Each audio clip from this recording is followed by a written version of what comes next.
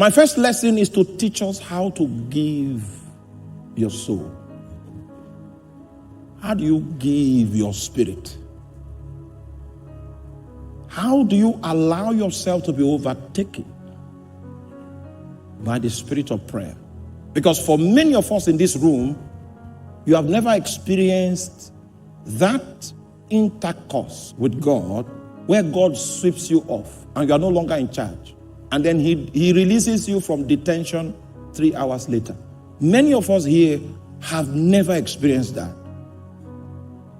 Not because you are not powerful enough. I've heard of your stories. But the problem is, you don't know how to give yourself to the spirit of prayer. Are you here? Prayer contains the total man. I had to go reading the hymns of the 18th century. Because in the hymns of the 18th century, I found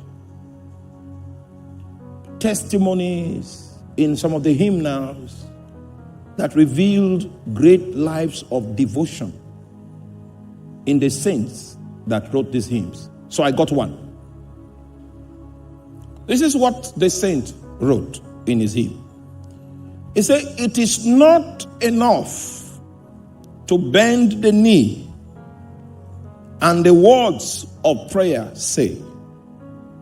The heart must with the lips agree, or else we do not pray."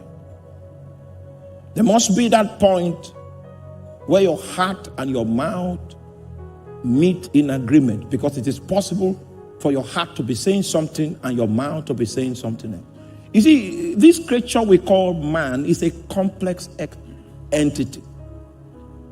Has diverse parts that may seek to resonate on different frequencies.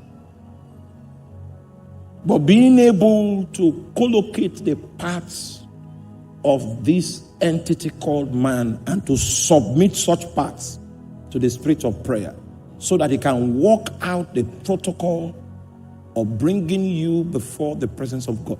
If you pray this kind of prayer, you will feel God's response on every part you make available to God. You will feel it on your spirit, you will feel it on your physical body, and you will feel it in your soul.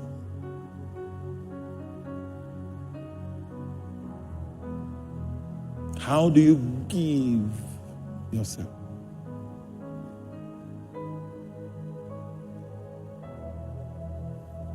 The way to give yourself to prayer is to make what is on God's heart your goal. The moment your motivation for prayer is something that is self-centered, the river of prayer is not likely to overflow you. The moment what brought you to the prayer room is not in direct sync with what is on the heart of God, you have lost the opportunity to be overwhelmed by the spirit of prayer. I know that there are legitimate needs in your life and you want to talk to God about those needs. There's nothing wrong with that. But the reason why you're an intercessor is not to pray your prayers, but to pray God's prayers. So there's a time for you to pray your prayers. But the reason why you pray every day is not to pray your prayers. The reason why you pray every day must be to pray God's prayers.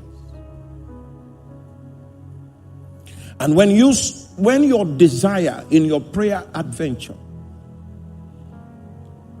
is to know what is on the heart of God, then the protocol of spiritual intercourse begins, because God begins to share his heart with you. And for every strand of disclosure that God makes, he sucks you into himself until there is no loose end left. You might find yourself crying and your your prayers are not in words that an onlooker can pick and know what you are praying about. That's the kind of prayer that Anna was praying, and even the priest himself could not adequately judge the spiritual transaction that was taking place because it was intercourse. She felt it in her spirit, she felt it in her soul, and she mirrored it in her body. She forgot herself. And the man looked at the woman and took her for drunk. Are you still with me? So if I wake up in the morning, the reason why I woke up that morning is not because I'm smart. I woke up in the morning because God decided to show me mercy. So my day must begin with finding out, why am I here?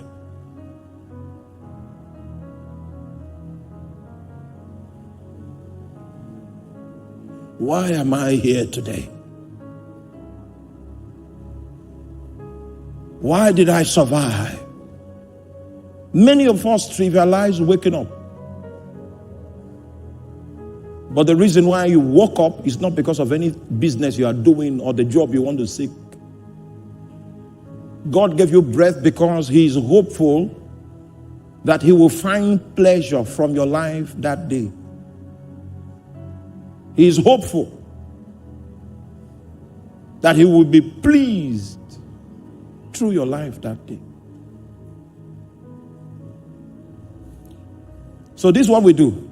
We don't care about what God wants, what is troubling God. We just show up and say, you know what? I have a job interview. Can you make power available? Manipulate all the people on the panel.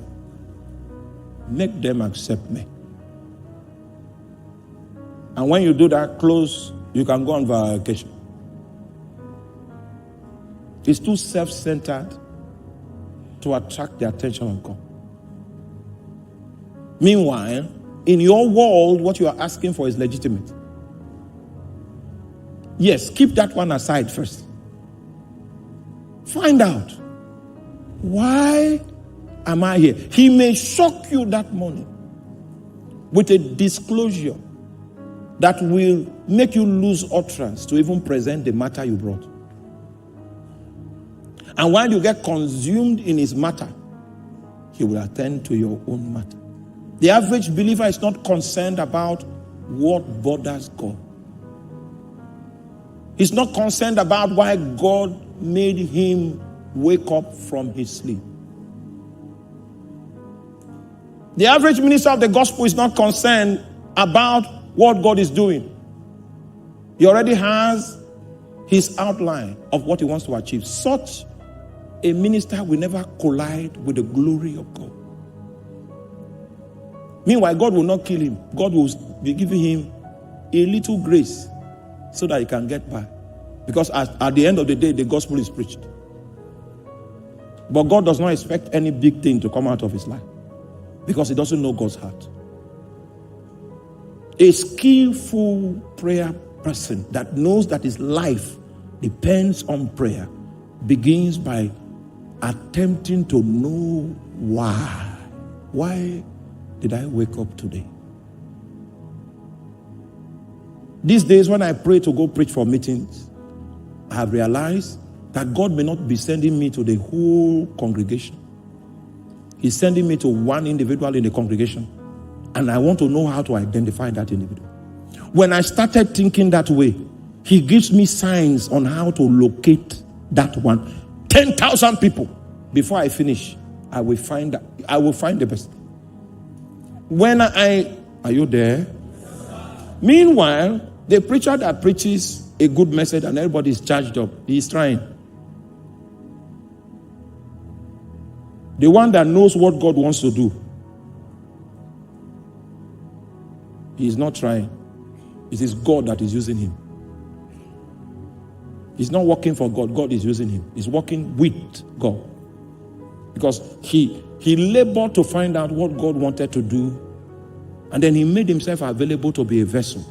So God was under obligation to reveal to him what he will not reveal to someone that doesn't care about what God wants to do. So the way that man operates, you will see that God is the one walking through him. It's not just anointed. No. What he's doing is not his thing.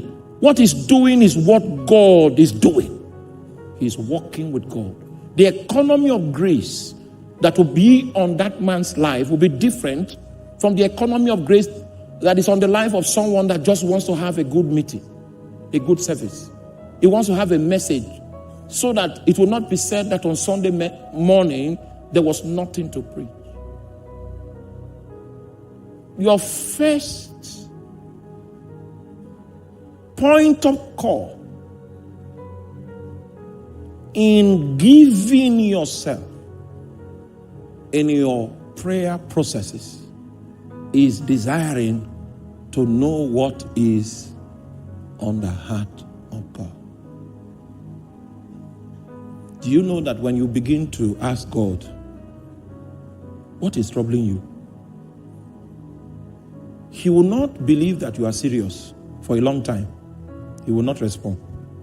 And you keep asking him, that's why I came. I don't have any other prayer point. It's just to find out about you. How are you doing? Are you okay?